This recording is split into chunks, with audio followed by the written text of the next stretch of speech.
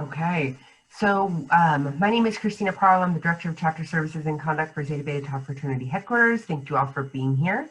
If you wouldn't mind muting yourself just so there's not a lot of background noise and it doesn't interrupt Jason's presentation, and then feel free to have your cameras off or your cameras on, either works. Jason will be having everyone drop their questions throughout, but he will do a Q&A toward the end. Unless your question is really pertinent to the content that he's doing at the moment. And so feel free to drop questions in the chat function that you will see at the bottom of your screen. And at the end, if we want to unmute and ask questions, we can do that as well. So I will turn it over to alumnus Jason Horowitz. Thanks, Christina. Hi, everyone. As Christina said, my name is Jason Horowitz. A little bit about me. I am a graduate of the University of Pittsburgh, where I was in the Beta Phi chapter. I have a bachelor's degree in political science and history, as well as a Jewish studies certificate from the University of Pittsburgh. Additionally, I have my master's degree from the Interdisciplinary Center in Herzliya, Israel, focusing on government and diplomacy and conflict studies. In addition to that, I was an advisor for the Gamma Phi chapter at Boston City, which is at Northeastern University. I am also a past staff member of the fraternity, and I am currently a volunteer, both with this presentation and a wide range of other things that they asked me to do. So it's great to be here. As Christina said, I will happily take your questions in the group chat if they are relevant to the specific topic. At the moment, I will try to answer it. If not, I will save it for the end because I want to make sure that we get through everything. As we only have an hour, we will not be able to go too in depth into every single category. We could talk about anti-Semitism for hours and still have more to talk about. So the goal of this presentation is really just to give a basic overview of the history of anti-Semitism and where we're at today. So with that, we'll get started. And first of all, well, let's see if I can get this work. There we go. So the first thing we're going to do, here's an overview of everything we're going to talk about. We're going to define what anti-Semitism is, and then we're going to talk about historical anti-Semitism, which in my view culminated with the Holocaust. And then we're going to talk about what happened after the Holocaust when it comes to anti-Semitism, both within the modern community that we live in, and also how it affects the communities around us as well. And then we'll go into a short question and answer session at the end, depending on time, and we'll have a nice conversation. That's what I'm hoping to get out of this, and I hope that you are as well. So, what's anti-Semitism? Well, that's a great question, everyone. So, according to the ADL, and a lot of the information that I have used here comes from Jewish organizations like the ADL, American Jewish Committee, and other organizations of that nature. So anti-Semitism refers to the prejudice and or discrimination against Jews as individuals and as a group. Anti-Semitism is based on stereotypes and myths that target Jews as a people, their religious practices and beliefs, and the Jewish state of Israel. Now, while we are specifically talking about anti-Semitism tonight, I just want everyone to know and remember that there are other forms of racism that exist, and hate against one is hate against all. So it's important that we talk about anti-Semitism, but it's also just as important to not forget that there are other people and other communities that are experiencing hate out there as well, and it's important to be allies of them, just like we would expect them to be allies to us. So what we're going to do now is I will sort of talk more about the history of anti-Semitism, where it started and how it sort of progressed to where we're at today. And where it starts is in the Bible, biblical anti-Semitism. As all of you or some of you may know, we talk about the Passover Seder and the Jews leaving Egypt. Well, that's because in Egypt, the Jews were slaves.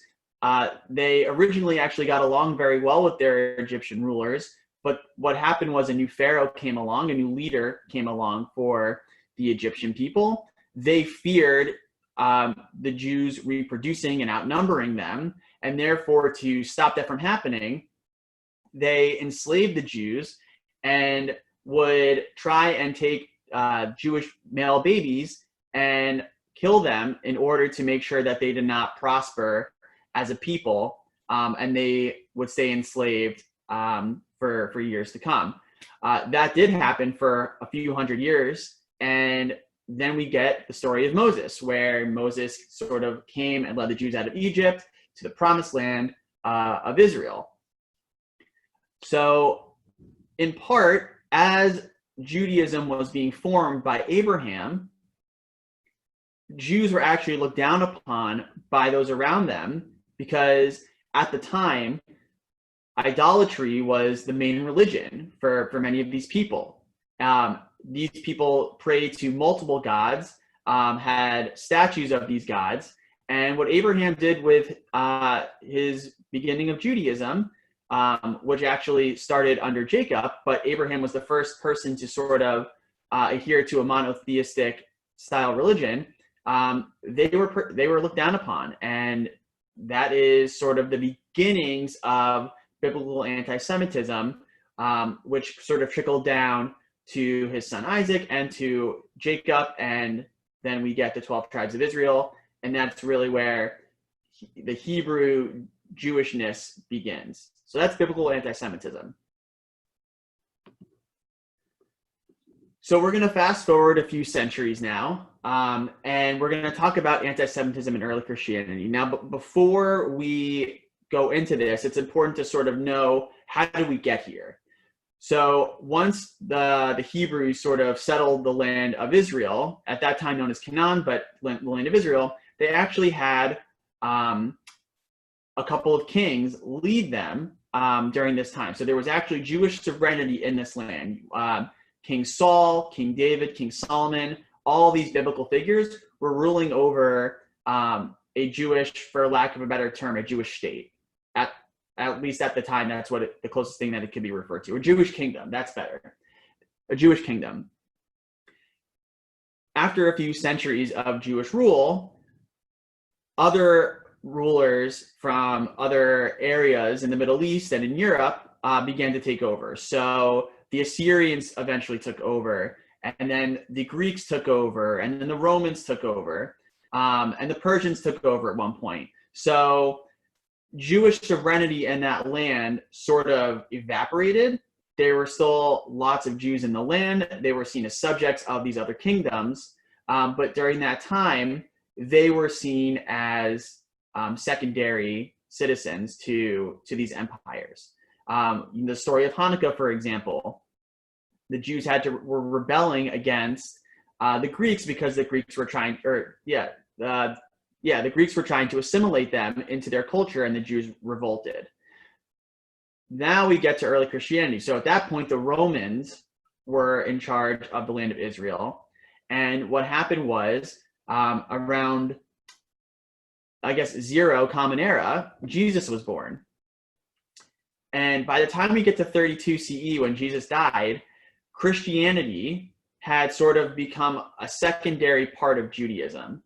So for the first couple hundred years, Christianity was part of Judaism. They were seen as sort of the same, except that for Christianity, Jesus was seen as one of the prophets, one of the Messiah, or the Messiah. At the same time, Jews were also being forced to potentially assimilate into Roman culture. So they actually rebelled in 70 CE Common Era and lost big time, to the point where they were exiled from the land. That's the beginning of the Jewish diaspora as we know it. Jews went to other parts of the Middle East, they went to Europe, they went to Africa, they spread out. There was a continuous presence in the land of Israel still, but everything that we know, like, that was the end of like modern Jewishness, or Jewishness in biblical times. As this was happening, Christianity became a more dominant religion in the Roman Empire. And by 313 CE, Emperor Constantine made Christianity the official religion of the Roman Empire. It was during this time that, because Jews refused to accept Jesus as the Messiah, that the Christian leadership began to suppress Judaism by claiming that Christianity now superseded Judaism and was the new valid religion. So Jews, once again, Jews were being persecuted for their religion. This continues throughout the society for the next couple of centuries. Jews were not allowed to marry Christians, they couldn't participate in government, and they were generally just ostracized in the societies they lived in, both in the Middle East and in Europe. Now, as we sort of move towards, around 1000 Common Era, we start to look at the Crusades. Now, at this point, there were multiple countries or multiple empires that had taken over the land of Israel at the time, including the Arab empires. The Ottoman empires would begin to take over, but we also had the Crusades. The Crusades were led by Christian pilgrims from Europe who came to liberate Jerusalem from their Muslim rulers. This was the first instance of pogroms against Jews. Now, we'll talk about pogroms later, but basically what a pogrom is riots that were intended to kill Jews. And as the Crusaders were marching through Europe and coming to the land of Israel, you can see that in the back, this is where they started depicting Jews with their hooked noses and horns to describe them as heretics. And many Jews were killed in this process.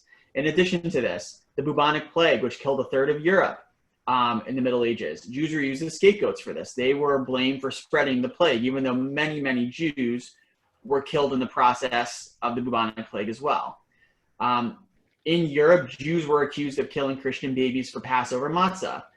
At the time, over 100,000 Jews were burned alive for this. So the things that we're hearing today in modern times, the blood libels, this was happening over 1,000 years ago. So not much has changed. As I mentioned before, it's the first time that we're seeing caricatures of Jews with hooked noses in photos. The modern trope of Jews being good with money dates back to these times as well. And the reason for that is because in Christianity, you weren't allowed to handle money. So they used Jewish people as sort of a middleman.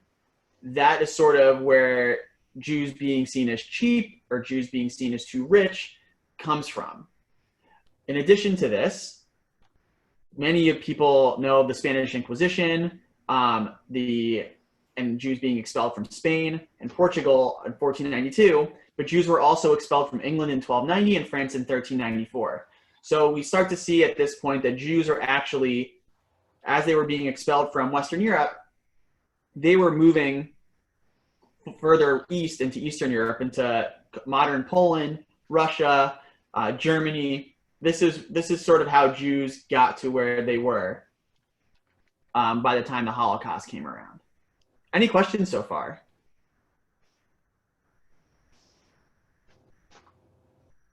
No, you're doing fine.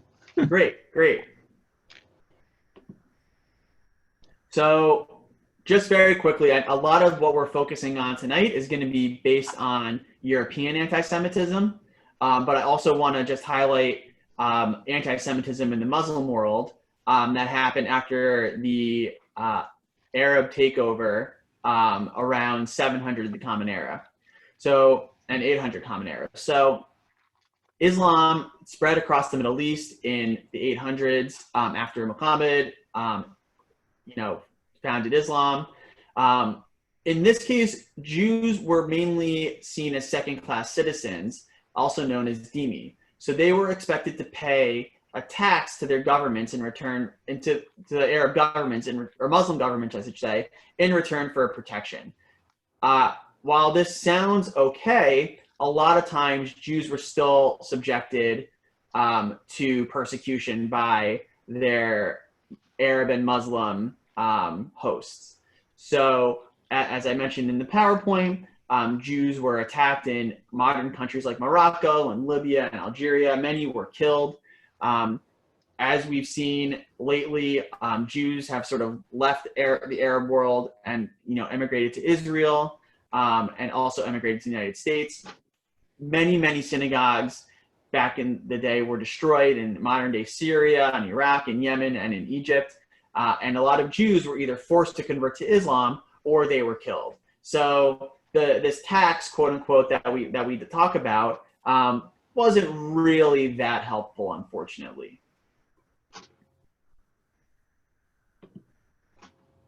So getting back to European anti-Semitism, we're moving forward and we're going to talk about the Enlightenment and anti-Semitism. So the Enlightenment was a time where people of Europe were sort of taking control over their own agendas. They were no longer looking to be controlled by kings and by monarchs. They were becoming enlightened, for lack of a better term, and learning more and being more active in their societies. This started in 1789, and this is where sort of Jews began to be emancipated across Europe. So Jews were no longer seen as the other in the sense of religion. They were seen as the other in terms of never being fully part of their country.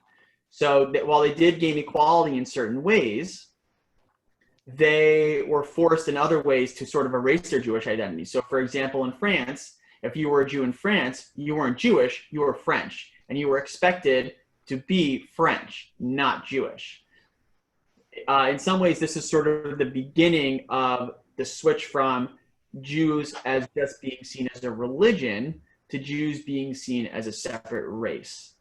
And we'll learn more about why that's important in a couple of slides when we talk about the Holocaust.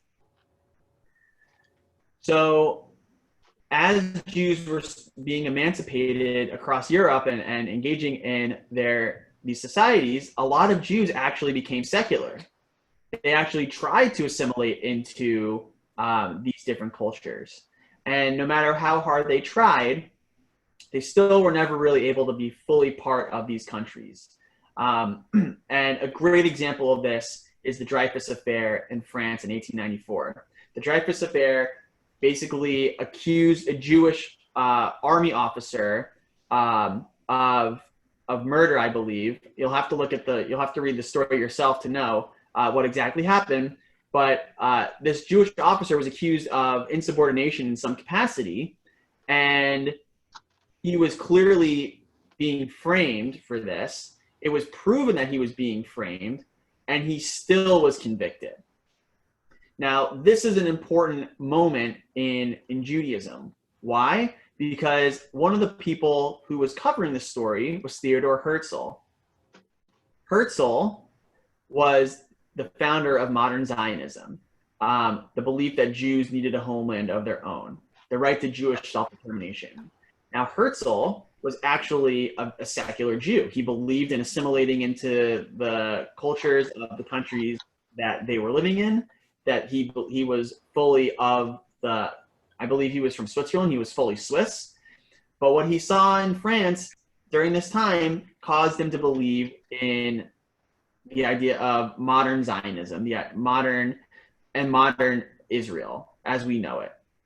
The idea of Zionism dates back to, the exiles of the countries exiles of leaving the land of Israel, but it wasn't really formed in the political sense until this event in 1894. As we talk about anti-Semitism, it's also important to know that anti-Semitism as we know it, the term, is fairly new. It was coined in 1879 in Germany by a German scientist to make Jew-hating sound scientific. So when you start to hear arguments from people who say, oh, I'm Semitic, I can't be anti-Semitic, or I'm from this region as well, so I can't be anti-Semitic, that's a cop-out. Anti-Semitism is strictly about being against Jewish people. And if they ask why, you can say, go back to 1879 and look up the definition of anti-Semitism and who created it. So that's German.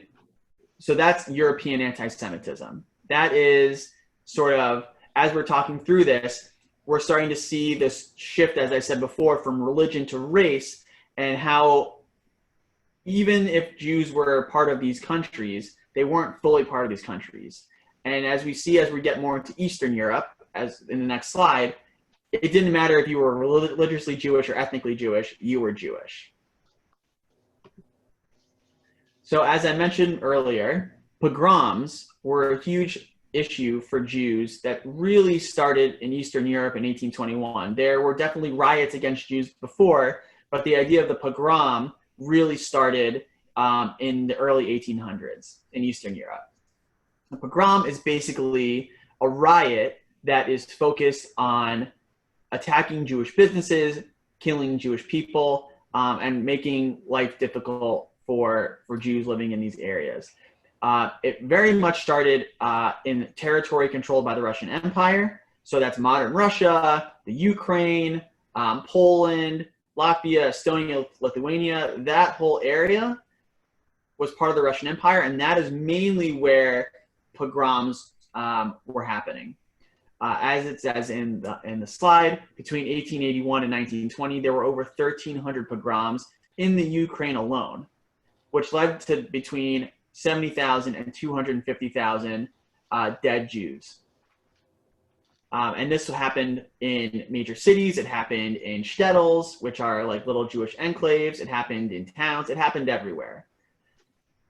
As we move further into the 20th century, we see that in 1 year after World War I, over 1,200 pogroms took place in the Ukraine. So if that's the number just in Ukraine, just imagine what was happening in Russia and Poland. If you've seen Fiddler on the Roof, there is sort of like this hint that pogroms were taking place at the time and the Jews were being persecuted. So that's pogroms. Les, it looks like you're the only one on right now, so any questions? Yeah, I need to apologize to you. As you started talking, I touched a glass sheet that's a second layer on my desk, and the whole thing shattered into thousands of pieces all over the place. So if I seem a little distracted, I'm afraid to move until I get some of this cleaned up a little bit. So not that I'm not paying attention. I am. I think it's fascinating what you're saying. I'm a little bit confused about who was in. It was a pogrom sponsored by a government? That's a great question. When it came to the Russian Empire, originally, from what I've read, that it was government-led in certain ways to distract from all the other issues that were affecting the Russian Empire at the time. So yes and no, because there were other times where it was just sort of an uprising from within the communities to attack the local Jews. But a lot of other times it was supported by the government. Huh? This was not led by a church. No. I mean, if you look at the Russian Empire, they're Russian Orthodox at the time. So there might have been support from the church, and there might have been instances where the church definitely like pushed for like these pogroms against Jews, but it wasn't specifically done for or by these institutions. So if it's not a church-led, and there's no direct government leadership, who was organizing these the people, 1,300 programs? The people, the locals. And there certainly was, in certain areas, government fomenting of these pogroms. Okay. So, and this particular photo that I posted is from the Kishinev pogrom. I believe that's in the Ukraine. So that's pogroms. And now we sort of get to the culmination of the original anti-Semitism, and that's the Holocaust. So, in historical terms, as we've seen, Jews had always been persecuted in one way or another. But what happened after World War I was that Europe was in depression, there was no great leadership, and Hitler, who had fought in World War I and saw that Germany lost, blamed the Jews for Germany losing World War I. He wrote a book called Mein Kampf, My Struggle, which talks about the Aryan race and how it's superior to the Jewish race. And while he wasn't actually the most popular candidate in a lot of the elections, he ended up becoming chancellor in 1933 due to the rise in the Nazi Party being elected in the German government in their parliament. So he became chancellor even though he wasn't the most popular choice. What ended up happening was Jews in Germany, specifically at the time, were being marginalized. And Jews in Germany at the time actually were fairly well off. They were fairly integrated into society. And when Hitler and the Nazis took power, Jews were no longer allowed to marry non-Jewish Germans. They lost their businesses, and they weren't allowed to attend schools with ethnic Germans. And what happened was this culminated with Kristallnacht, the Night of Broken Glass, in November 1938. And this was a major pogrom in Germany where Germans attacked Jewish businesses. A few dozen Jews were killed, and many other Jews were injured. And this was sort of the beginning of Jews being sent to concentration camps. Now, I want to make sure that it's understood that concentration camps and death camps are a little different. So at the time, Jews were being sent to concentration camps. They weren't necessarily being killed the way that we think about the Zyklon B and being gassed. They were mainly there as prisoners, forced labor, things of that nature. They also were starting to be moved into ghettos, so little enclaves where they would be living 10 people to a room. They couldn't leave the ghettos. They couldn't go to get food. They were basically controlled by the German army with their freedom of movement. This continued as World War II began, and Hitler and the Nazis in Germany began taking over Poland and Czechoslovakia and France and Hungary and all these other conquered lands. The Jews of those countries were then also sent to ghettos and then eventually sent to concentration camps. In 1941, originally what was happening was when Jews started being killed, the death camps and the gas chambers weren't actually the first idea. Originally, many Jews were taken to mass graves and just shot in the middle of the woods. And what the Germans sort of found was that took up too much time, and some of their soldiers even were so affected by it that it affected their ability to serve in the army well. So what they decided in 1941 was the final solution, which was the beginning of the death camps. So when we think of Auschwitz, for example, there's actually 3 Auschwitzes. There's Auschwitz, the concentration camp, which is where you see a sign that's in a lot of the photos called Arbeit macht frei, which is work will set you free. That was a concentration camp. That was mainly for political prisoners and Jews as well, but it wasn't the death camp. Birkenau, which was adjacent to Auschwitz, that was the death camp. That is where Jews were sent. As you can see, this might be from Auschwitz. It's one of the more famous photos from the Holocaust. This is where they were sent to do labor, and then they were eventually put in the gas chambers where they suffocated, and then they were sent to incinerators where they were burned. So that is a death camp. From 1941 to 1945, death camps were used to kill millions of Jews. Over, I believe, 1 million Jews were killed in Auschwitz alone. And after the war, we now know that almost 6 million, if not more, Jews, European Jews, were killed through the final solution and World War II and by the Nazis. And that was sort of the end of Jewish life in Europe as we knew it. And I remember leading a trip to Israel, and one of my students said this. He said, we think about the Holocaust in these terms of all the people that we lost, but we don't really think about the fact that an entire culture was destroyed through the efforts of the Nazis. Yiddish was the main language that Jews spoke at the time in pre-Holocaust Europe. That language still exists, but it's only in certain pockets of society now. Jewish life in Europe is just starting to come back, and it's vastly different than what it was pre-World War II. And as we sort of see, 6 million Jews is a lot of Jews, and we're just getting back to our pre-World War II numbers today. And that's only around 15, 16 million Jews. So that says a lot about how horrible the Holocaust was for Jews as a people, in terms of annihilating part of our culture. This is the Holocaust continued. This is just some of the anti-Semitism that was shown during that time. So on the left, you see Jude, which is, I believe Jude is French.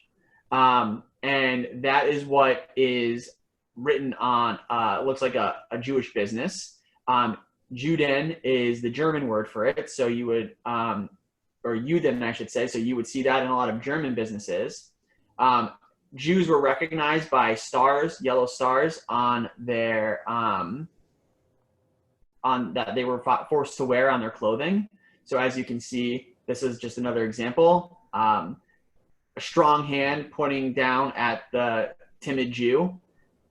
This other one that says Juden, you can see the hooked nose, you can just see the abnormal face.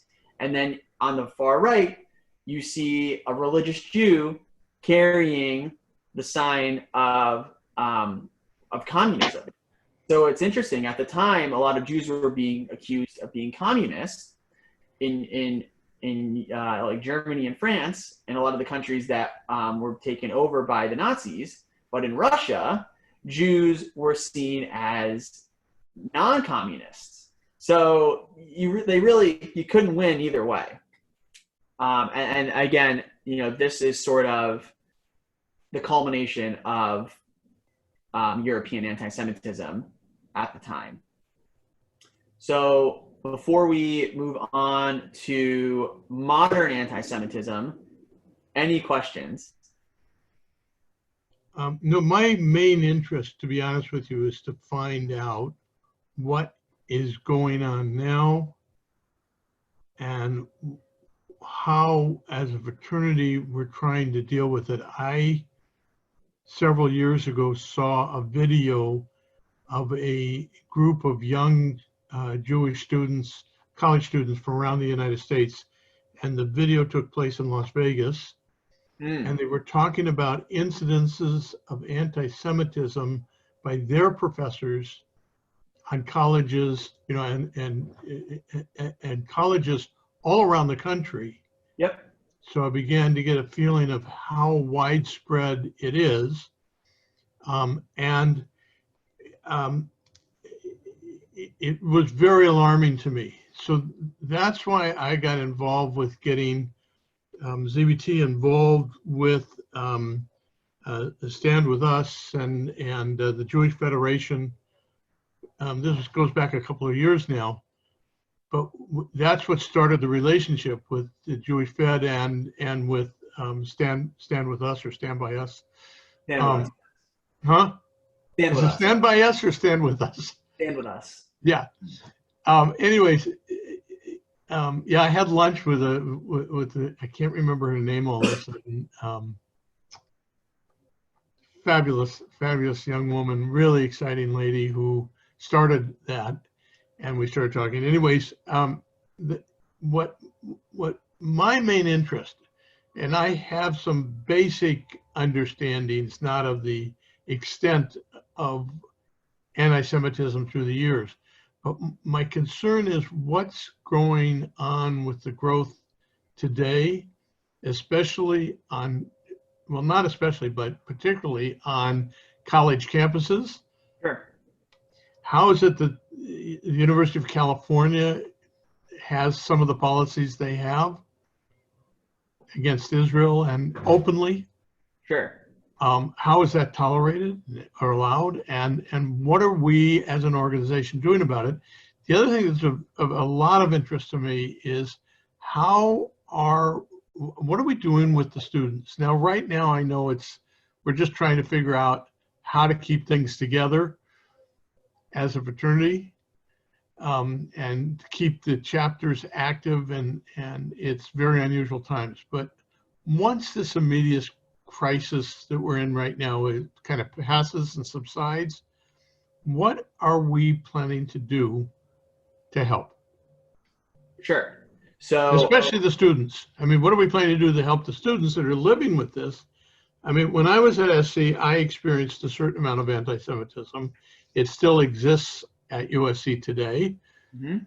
And I don't think it's as bad as it was during different periods, but you know, as an example, when I was there, a lot of sororities had absolute policies that their members could not date a Jewish guy.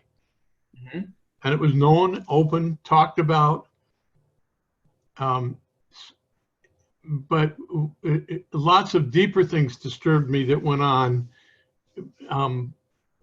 But there, you know, I was at school a lot of years ago. I'm somewhat active, probably more active than most with Alpha Delta, although we've gone through some very difficult couple of years here. But I'm really interested in the subject. I mean, what are we doing? And it's very hard to find out information as an alumni. And that's why when I saw this afternoon, I kind of signed up in a hurry and jumped in on it. So, okay, you Sure. kind of know where I'm coming from now. Yeah. So I should have mentioned at the beginning, I've worked in the Jewish campus space for most of my professional career. So we only have like 3 or 4 slides left about modern anti-Semitism. Some of that will sort of answer what you're looking to learn. And then with the time left, we can have a discussion about specifically what's happening on college campuses. So, okay. So let's talk briefly about white supremacist anti-Semitism in modern times. In Europe, anti-Semitism actually died down for a while post-Holocaust because of the horrors of what happened. In America, though, Jews were actually being excluded at the time from country clubs and universities. There were Jewish quotas. So Jews in America, while they were safer, were still marginalized. That sort of changed, and Jews over the last couple of decades have actually become very well ingrained into American society. They're in college administrations, they're in presidential administrations, there's many Jews serving in Congress. We've done very well for ourselves.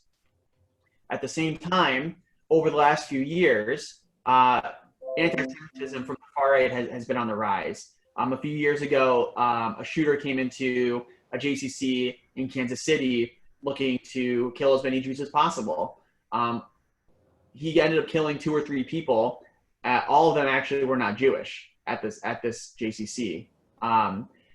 There was the Pittsburgh shooting that happened a couple of years ago. You know, for me, that's very personal. I used to drive people to that synagogue for work, for Hebrew school. I know exactly where it is. So when that took place, it was really hard to see. Right after that, there was the Poway shooting in Southern California. My former coworker lived across the street from that Chabad house. So for her, it was very, very personal. Most recently, there was a fire at the Delaware Chabad, University of Delaware Chabad. While we don't know who did it, it is arson. While we don't know who did it, it would not surprise me if this was from a white supremacist type group.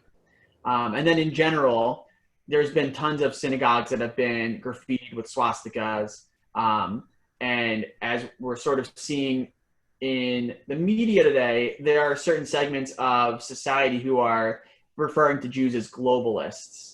which means sort of like we control everything around the world. Which goes back to these tropes of Jews kind of controlling everything. So that's modern white supremacist anti-Semitism. It's not going away. It's probably going to get worse before it gets better. The photo I have is from the Charlottesville March a couple of years ago, where they chanted, "Jews will not replace us." So this is something that, when it comes to your question about college campuses, there are some white supremacist groups on these campuses. They're actually less represented on college campuses, and they're more represented in the towns outside of these campuses. So it's like these campuses are these small liberal bubbles, but everywhere else, especially in college towns, are very, very right-wing white supremacist areas. So that's white supremacist anti-Semitism. Now, I want to preface by saying that for a lot of these communities that we're discussing, most white people are not anti-Semitic. It just so happens that there is a group of white people who hate Jews, and they're very loud, and they don't just hate Jews, they usually hate other ethnicities and minority groups as well. The same thing can be said for the Black community. Through and through, for the most part, most Black people are not anti-Semitic. So when I talk about these modern issues, it's more just understanding that there are segments of these specific societies that are anti-Semitic. So within the Black community, the big one is Louis Farrakhan, and he's been around for years. He is the leader of the Nation of Islam. In the past, he's called Jews termites and bloodsuckers who've controlled the slave trade, the government, the media, and Hollywood. He has called Jews people who go to the synagogue of Satan. And the reason why he's so popular is because the Nation of Islam has done very well within the Black community. They've helped members of the Black community succeed in their own space. So it's been sort of an issue because many Black people see Farrakhan as sort of a leader, someone who's helped them out of poverty, who's empowered them.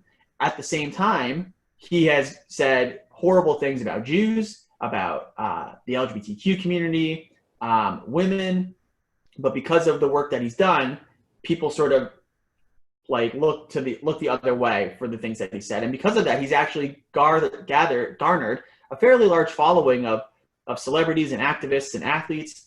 Some of those people actually have been in the media the last couple of weeks. I suggest doing your own research into that if you're curious.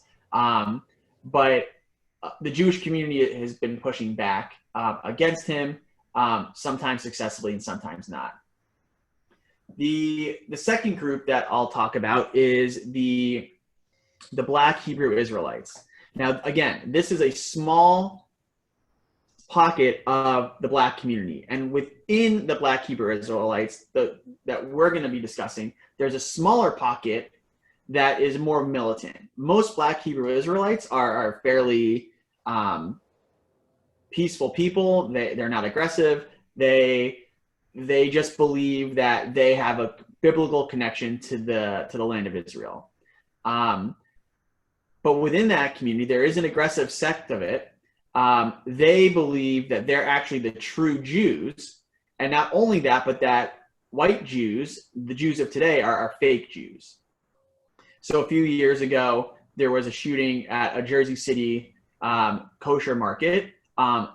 It was known that the shooter was a follower of that specific sect of the Black Hebrew Israelites. And then again, last year, I believe around Hanukkah, there was a machete attack at a synagogue in Monsey, New York. And the guy who did it was also potentially a follower of the Black Hebrew Israelites. Ironically enough, the synagogue was a very, very Orthodox synagogue, an ultra-Orthodox synagogue. They're actually anti-Zionist. So it's interesting that it doesn't matter if they were Zionist or not, if they supported Israel or not, they were Jewish, and they were still attacked. So when we think about our allyship with the Black community, we should think of it in positive terms. We have great relationships with many, many different organizations from this community. We shouldn't let people like Louis Farrakhan and Black Hebrew Israelites damage that, but we should still be knowledgeable of the fact that there are people within this community and other communities as well who have negative feelings towards Jews.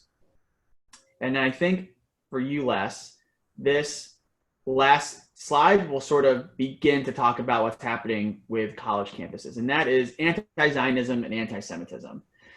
So this is a conversation that could go on for hours and hours and hours. There is debate about whether anti-Zionism is anti-Semitism within the Jewish community itself. I am not going to get into that because it is a long conversation.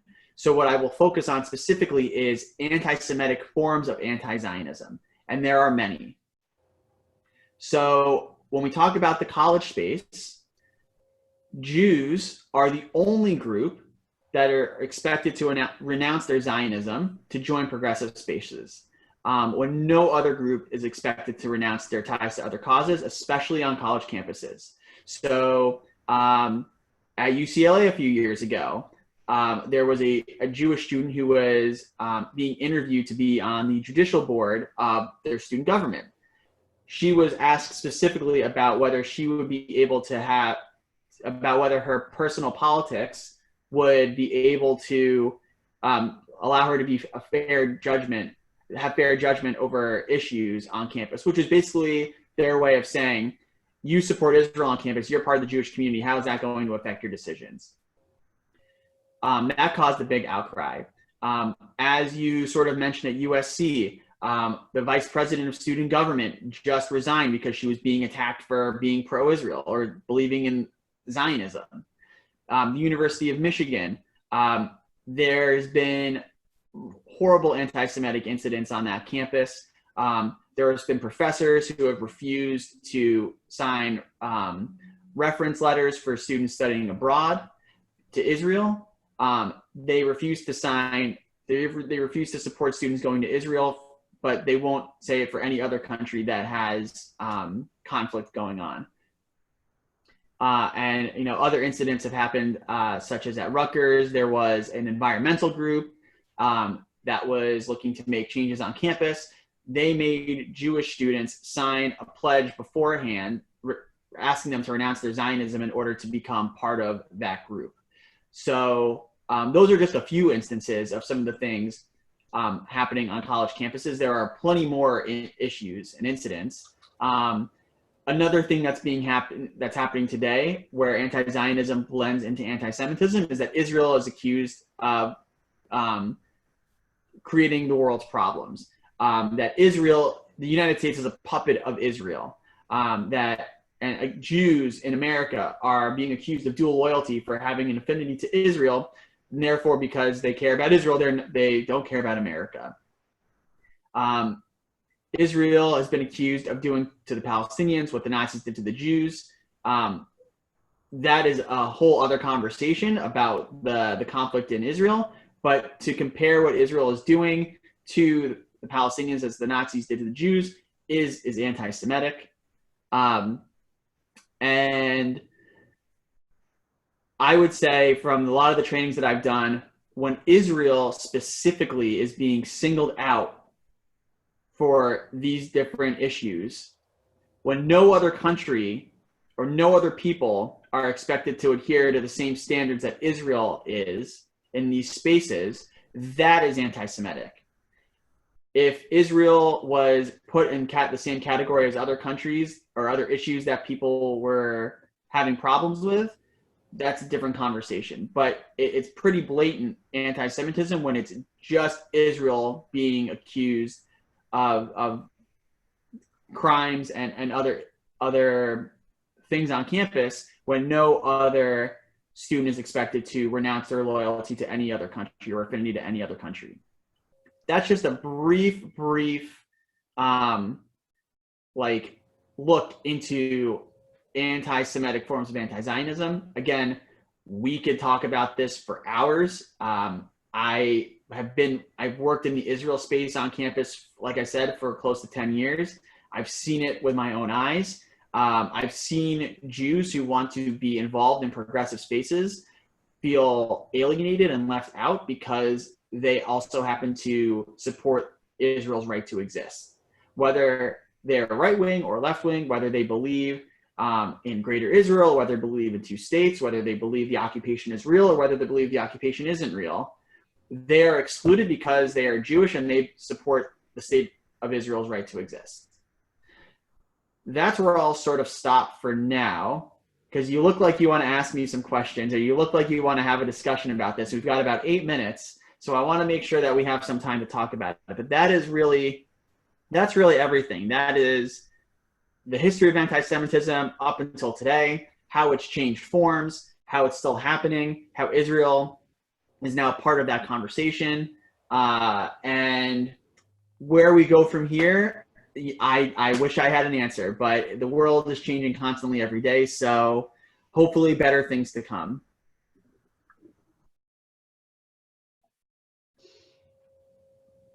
Well, thank you very much. I mean, I think you brought a huge amount of information to this discussion. I'm sorry if I was a little distracted there. As I said, my entire desk is now thousands of pieces of glass laying all over the place. I've never seen anything like this. It's like there was an explosion, and it's just, I'm knee deep and I'm afraid to move. You know, I think the most productive use of a couple minutes that we have left would be, I mean, I can tell you within the alumni community, of which I think we now have some 130,000 members, that there's a lot of disconnects with CBT. Mm-hmm. A lot of this from the older people has stemmed from the shift towards non-sectarianism Mm-hmm.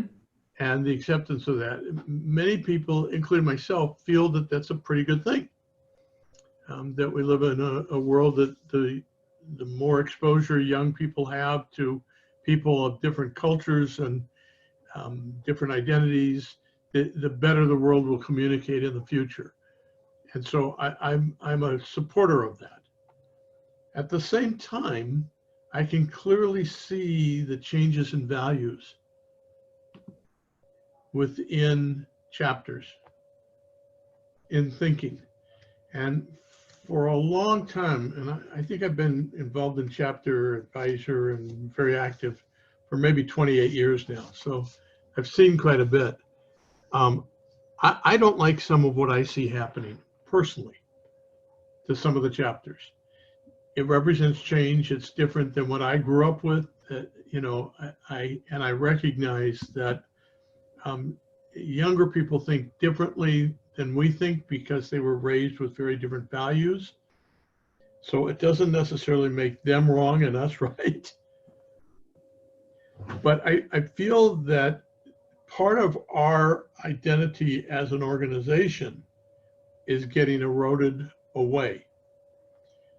I think that the efforts of the national organization to help explain a lot of the issues that are going on is to be applauded, and I understand it's an enormous undertaking. But I'm wondering, you know, how far do we veer from our roots? Are there currently programs to hang on to our heritage, our traditions? Or are we just saying, you know, that was years ago and things have changed and times have changed and it's time to move on?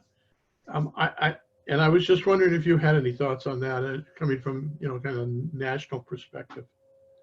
Yeah, absolutely. So I can definitely speak to this, having worked for the fraternity and also serving in these different capacities volunteer-wise. I actually served on a brand and identity subcommittee for a strategic plan a couple of years ago. So I was also, that was something that I've been thinking about. You know, I obviously don't work for the national fraternity anymore, so I can't speak to anything current. But you know, when I did work there, one of the things that I really tried to focus on was blending our Jewish heritage and even our Zionist heritage. I mean, we were founded as a Zionist organization, blending that with the fact that we are non-sectarian, and that's a beautiful thing. So, you know, you mentioned Stand With Us. When I worked for the fraternity, one of the things that I focused on heavily was building relationships with a lot of these Jewish organizations and pro-Israel organizations. So we have, or at least when I was there, we had a strong working relationship with Stand With Us. We work very closely with Hillel's on campus, Chabad's on campus. We have worked with the Israel on Campus Coalition. We're always attending their conferences. So we have provided opportunities for brothers to get involved. A lot of chapters, for example, I didn't talk about BDS at all, the boycott movement against Israel in the presentation, but when BDS comes to campus, there are usually brothers who are showing up to speak out against it, signing on to petitions. There is an activeness to it. I know that in the past couple of years, at least when I was there, we ran the Israel Advocacy Summit. I believe that's been changed to the Israel Education Summit now, or something similar, or iConnect, right?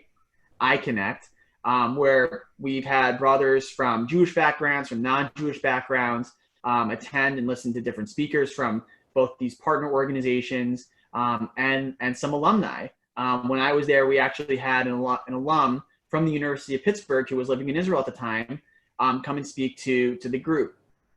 So it's happening. I hear where you're coming from when it comes to some chapters are not as into it as other chapters are. I think when you look at chapters like Texas and Alabama, like our big chapters, those chapters are very active in their own way when it comes to Israel, when it comes to being Jewish. They partner with, like I said, Hillel and Chabad. The chapters that don't necessarily have the Jewish background, that I think that's been more of a struggle. I don't think it's unique to those chapters, though. A lot of those chapters, like University of Denver, are very active in the Jewish community, even though most of their brothers aren't Jewish. So I think it's really more of it's a long-term issue that I think the national fraternity recognizes and is focusing on. You know, change doesn't necessarily come over the course of a year. It's going to come over the course of multiple years as more and more brothers, you know, sort of graduate out and new brothers join in. So I feel like, you know, as ZBT continues to like strengthen the partnerships with a lot of these organizations, there will always be opportunities from a national level for brothers to participate in Israel on campus and being Jewish on campus. Even if those chapters don't have many Jewish brothers, it really is a matter of how do we get the brothers from some of these chapters more involved with their local Jewish communities. And I think that's happening. It's just a bit slower than we would like it to be. That's what I could say as someone who's been in that position before. But I don't know if, Christina, you want to add anything to that's happening currently. Yeah, I mean, I think Jason is right that, unless you know this, that we have some chapters that are heavily Jewish and we have some chapters that don't have a single Jewish brother. But then I think about chapters like the University of Memphis, who hasn't had a Jewish brother in years, but wins the Heritage Award because, you know, that is something that they're really trying to focus on. And I think through all of our programming regarding standards of excellence and what we require from the chapter always includes, you know, doing programming on Jewish heritage, doing stuff around Founders Day, Roger Williams Day, doing programming around Jewish holidays, Holocaust Remembrance Day, all of those things. And so we do try to promote that activity. Jason covered a lot of the things that we do, but we are doing, of course, which he mentioned, iConnect. We have the Words to Action program, which is kind of a general hate-related program. We also developed the relationship with the National Coalition Building Institute, which is a general... National Coalition of what? The National Coalition Building Institute. So it's NCBI. And so that started last summer, which Jason is trained in as a facilitator in. And it was actually started by a Jewish woman, but it was kind of born out of Jewish and Black relations on the East Coast. And so we have a relationship with that organization, but it is, I would say, general hate against all, and really fighting that hate. So I think we're doing our best. Would you say?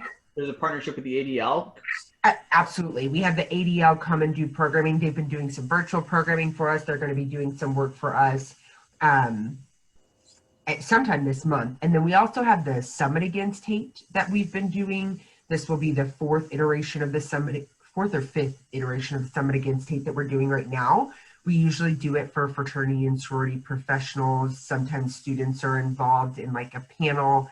And right now we're as for historically Jewish organizations. It's us, SAMI, SDT, which is a sorority, and AE5, which is a sorority, and we do it as a group. And right now we're doing it for other headquarters staff and professionals. And so we're doing the best we can, but I do think, Les, you're right. Like the organization just doesn't look like what it looked like probably when you joined.